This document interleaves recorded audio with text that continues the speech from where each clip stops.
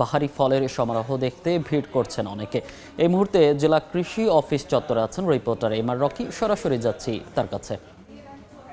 ঋতু পরিক্রমায় আসলে বৈশাখ, জ্যৈষ্ঠ এবং আষাঢ় মাস, এই ৩ মাসকে মধু মাস বলা হয়ে থাকে এবং এই মধু মাস অর্থই হচ্ছে বাহারি ফলের সমাহার এবং এই ফলগুলো কিন্তু এই মাসে একেবারে ঢল নামে বাজারে এবং সার্বিকভাবে ফলেরই মাস বলা হয়ে থাকে। এবং আমরা এই মুহূর্তে নওগাঁ জেলা কৃষি সম্প্রসারণ অধিদপ্তরে রয়েছে। এখানে বসেছে ২ দিন ব্যাপী ফলবৃক্ষ মেলা। আসলে এখানে বাহারি ফলেরই সমাহার, আম, জাম, কাঁঠাল, লিচু এই জাতীয় যতগুলো এই মাসের ফল বাজারজাত করা হয়ে থাকে বা গাছে ধরে, এই ফলগুলো নিয়ে এক ধরনের এখানে স্টল সাজানো হয়েছে এবং এই ফলগুলোকে আসলে এই প্রজন্মের পাশাপাশি ফল পরিচিতি করার মূল উদ্দেশ্য এবং ফলের যে বৈশিষ্ট্য, ফলের যে গুণাবলী এবং ফলের আকার আকৃতি সার্বিক বিষয়গুলোই কিন্তু এই মেলায় তুলে ধরা হয়েছে। এবং আমরা দেখছিলাম এখানে যে কয়েকটি স্টল বসেছে, প্রত্যেকটি স্টলে এই অঞ্চলের যতগুলো ফল রয়েছে, বিশেষ করে আমের এলাকা, বরেন্দ্র এলাকায় আমের একটা বিশাল সম্ভাবনাময় বাজার তৈরি হয়েছে এবং এই আমের যতগুলো জাত রয়েছে অন্তত ২৫টি জাত নিয়ে কিন্তু এই স্টলটি একেবারে সাজানো হয়েছে এবং এখানে এই জাতগুলোকে উপস্থাপন করার মাধ্যমে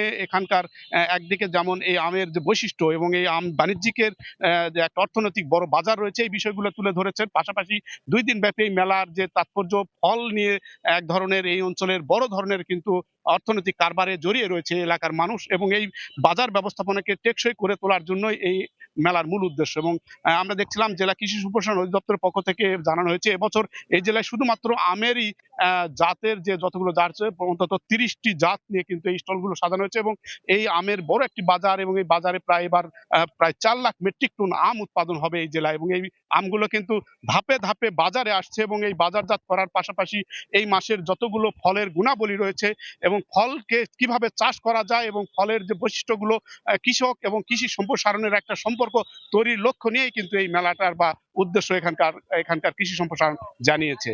এই ছিল সার্বিক নওগাঁর ফলবৃক্ষ মেলার খবর আমার কাছে। জাতীয় ফল উৎসবের খবর জানতে সরাসরি যুক্ত ছিলাম নওগাঁ থেকে।